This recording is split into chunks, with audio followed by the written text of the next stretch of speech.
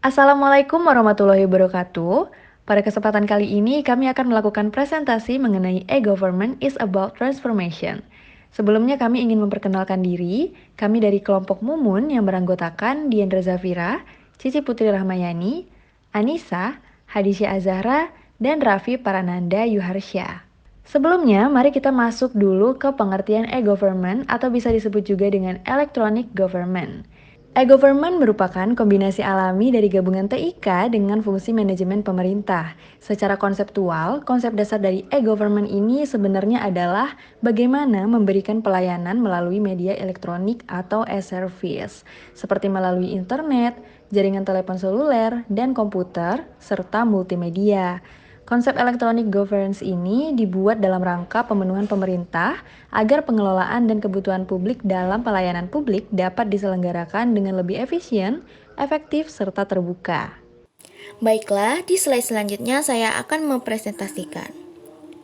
Ruang lingkup dari e-government ini adalah mencakup interaksi antara pemerintah dan masyarakat atau bisa disebut G2C, Government to Citizen. Pemerintah dan perusahaan bisnis bisa disebut G2B, Government to Business Enterprise, dan hubungan antar pemerintah yaitu bisa disebut G2G, Interagency Relationship. Nah, tujuannya yaitu menaikkan efisiensi kepemerintahan. Yang kedua, menaruh banyak sekali jasa pelayanan pada warga secara lebih baik. Selanjutnya, menaruh akses warta pada publik secara luas. Dan keempat, mengakibatkan penyelenggaraan pemerintahan lebih bertanggung jawab yang juga transparansi pada warga. Selanjutnya yaitu adalah manfaat wajib dukungan sang polifaktor. Yang pertama adalah penghematan porto, misalnya porto manajemen, ini berkurang berkat sistem online.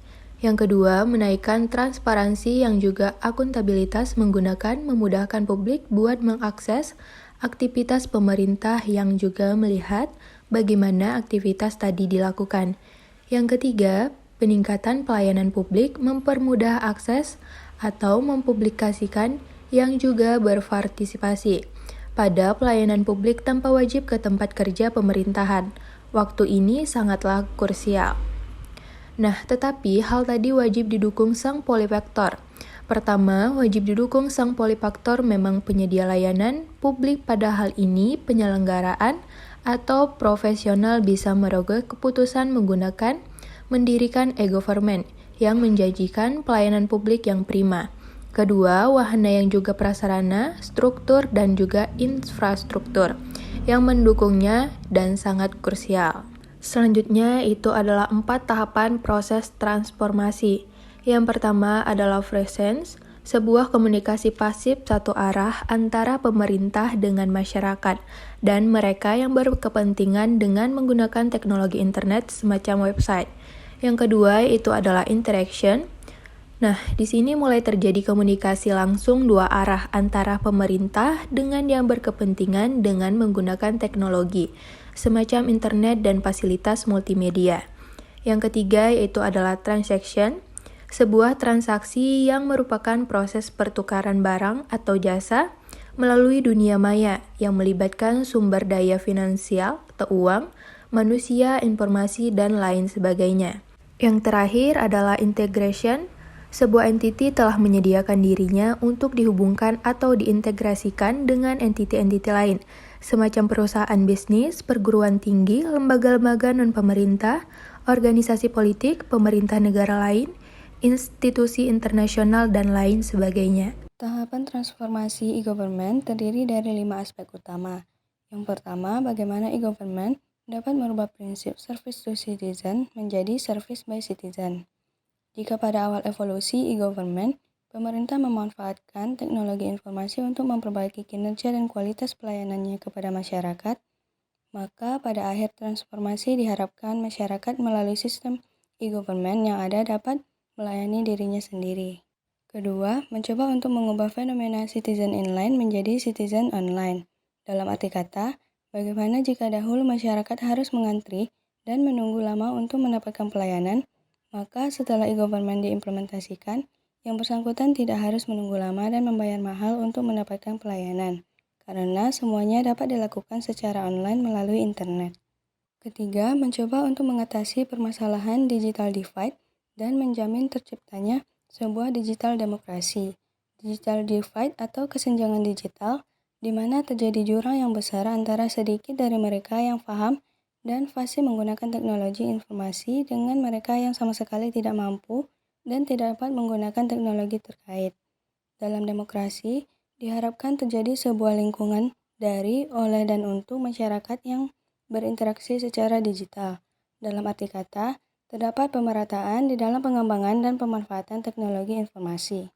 Keempat, dalam rangka untuk meningkatkan efisiensi dan efektivitas pemerintah dengan menggunakan proses-proses yang paper-based, yaitu manual, berbasis dokumen atau kertas, atau dengan kata lain seluruh proses-proses konvensional yang masih menggunakan sumber daya fisik untuk menyelesaikannya dengan mengimplementasikan secara utuh konsep government online. Transformasi ini bertujuan untuk meningkatkan kualitas kehidupan bernegara. Dan yang kelima, mencoba untuk menggunakan digital knowledge sebagai pengganti dari physical knowledge, yang selama ini dipergunakan sebagai sumber daya untuk meningkatkan kualitas kehidupan bernegara dan bermasyarakat. Digital knowledge dikatakan lebih baik dari physical knowledge karena proses penciptaan dan penyebaran pengetahuan secara digital jauh lebih mudah dan murah dibandingkan dengan proses penyebaran pengetahuan secara konvensional yang membutuhkan banyak sekali fasilitas dan aset fisik. E-government di Indonesia. Pengembangan e-government pada lembaga pemerintah harus mengacu pada tahapan pengembangan e-government secara nasional. Pada tahap pemanfaatan, penerapan e-government di Indonesia difokuskan pada pembuatan berbagai aplikasi untuk layanan G2G, G2B, dan G2C yang terintegrasi, pengembangan proses layanan e-government yang efektif dan efisien, dan penyempurnaan menuju kualitas layanan terbaik, di mana penerapan e-government ini harus didukung dengan teknologi informasi dan komputer seperti internet dan mobile menuju transformasi pemerintahan. Terima kasih Saudari Cici. Di sini saya akan melanjutkan presentasinya. Tantangan dalam transformasi digital. Kunci utama untuk bertransformasi adalah kepemimpinan. Maka, pemimpin instansi lembaga pemerintahan baik di pusat maupun daerah harus berinovasi. Melihat banyaknya inovasi banyak muncul dari instansi-instansi pemerintah, dari lembaga, badan usaha, dan komunitas, yang menjadi tantangan bagi kita semua adalah bagaimana kita bisa menyatukan inovasi-inovasi itu. Nah, dari 3 aspek transformasi digital, yaitu people, process, dan teknologi, yang paling mendesak dan paling kritis untuk kita benahi adalah mindset orang-orangnya. Kemudian tantangannya adalah bagaimana menghadirkan super apps untuk bangsa ini, yang bukan hanya menjadi peran pemerintah saja atau sektor publik saja, tetapi sektor privat juga harus berpartisipasi. Mungkin itu saja yang dapat saya sampaikan. Untuk selanjutnya saya kembalikan ke moderator. Demikianlah hasil dari kelompok Mumun. Apabila ada kesalahan kata kami mohon maaf. Kami akhiri wabillahi taufik wal hidayah. Wassalamualaikum warahmatullahi wabarakatuh.